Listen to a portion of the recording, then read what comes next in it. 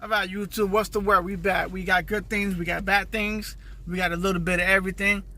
So on the Lexus, the wheels were supposed to get mounted today. The tires came in.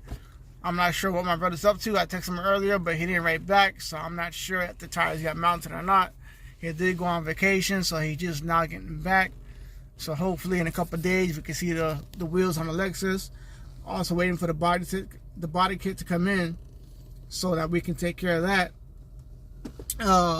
Another big issue that we're dealing with is my car. So on my car, the issue that we're dealing with is that the guy who installed my motor did a fucked up job.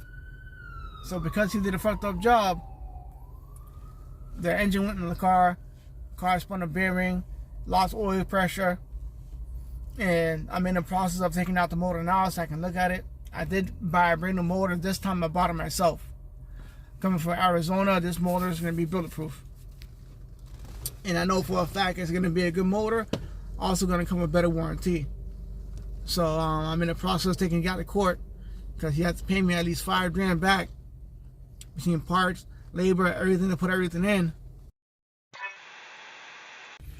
So another good thing that I'm going to do, which I don't know why, this car should have came with one. You know, you figure when you buy American cars, they come with a voltage meter, and they also come with an oil pressure gauge. So being that this car lost oil pressure, not sure because if it was a bad engine or if something internally failed, which is, you know, maybe it could have been the oil pickup. I'm not sure until I start breaking down the motor. So I'm going to install an oil pressure gauge. I ordered that already. That should be here. Well, the gauge pod should be here Monday. And then the oil pressure gauge shipped out 2 days after that. So I'm hoping to see that maybe before Friday. I want to get all that installed already. I also ordered a brand new drain cock for my air tank, because the one that's on there sucks. So when that comes in, I'm going to put a video on that. I'm going to show you guys that and show you how much better it is. Another good news, I finally fixed my air leak in my car. So the issue that I was having had nothing to do with my lines. The lines are straight. But I know every so often I would drive, and as I would drive, some days it would leak, some days it won't.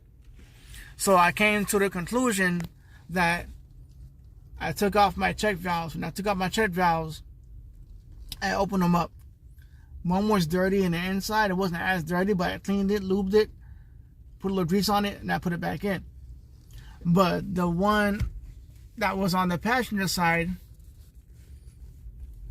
the screws were a little more harder to take off. When I took it off, underneath those FCC check valves, there's a rubber seal. It's a rubber seal, but also it has it looks like a copper seal on the outside with a rubber seal in the middle. I couldn't get that to come off.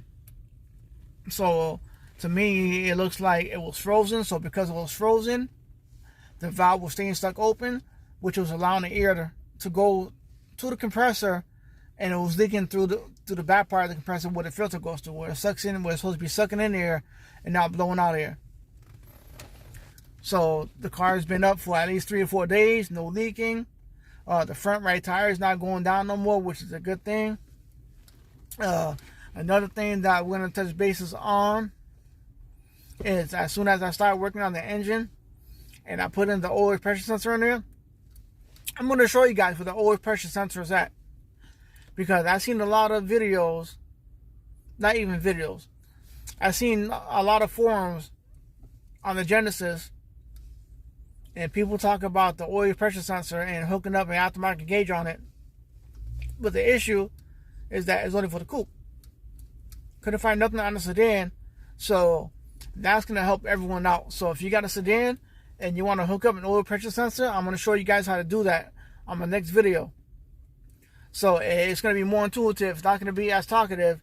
I'm going to show you the new parts that came in. I got new motor mounts coming in as well. I did get an oxygen sensor, the last one that I need to replace. And I'm going to replace that outside the car because it's going to be easier to do. Then I also got to fix my OBD port.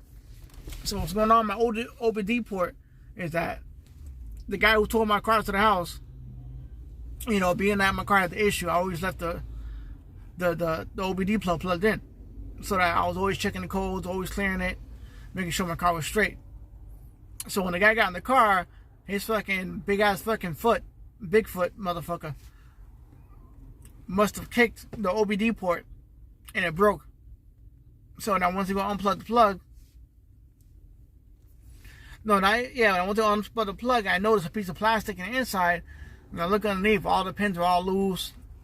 So now I gotta cut the factory plug. I bought an aftermarket one. That comes in. I'm gonna have to crimp that and install it. You know, which is more work I gotta do that I wasn't planning on doing.